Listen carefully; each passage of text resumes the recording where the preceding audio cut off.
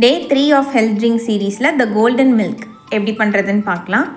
பாத்திரத்தில் கொஞ்சமாக தண்ணி சேர்த்து அது நல்லா சூடானதுக்கப்புறமா பால் சேர்த்தோன்னா அடியில் ஒட்டாமல் இருக்கும். பாத்திரம் க்ளீன் பண்ணுறதுக்கும் ஈஸியாக இருக்கும். நான் 2 கிளாஸ் பால் எடுத்துக்கிறேன். பால் நல்லா காய்ச்சினதுக்கப்புறமா இதில் 1/2 டீஸ்பூன் மஞ்சள் தூள், 1/2 டீஸ்பூன் பெப்பர் பவுடர், 1/4 டீஸ்பூன் பட்டைத்தூள், 1/4 டீஸ்பூன் ஏலக்காய் தூள், 1/4 டீஸ்பூன் சுக்கு பவுடர் சேர்த்து எல்லாத்தையும் நல்லா கலந்துட்டு 1 நிமிஷம் லோ ஃப்ளேமில் வச்சு எடுத்துக்கோங்க. இதில் பனங்கற்கண்டு இல்லை தேன் சேர்த்தா டேஸ்ட் ரொம்ப நல்லாயிருக்கும். நான் நாட்டு சர்க்கரை சேர்த்துக்கிறேன். யார் வீட்டிலலாம் சளி இருமல் சிம்டம்ஸ் இருந்தாலே மஞ்சள் மிளகு பால் போட்டு கொடுப்பாங்கன்னு காமெண்ட் பண்ணுங்கள்.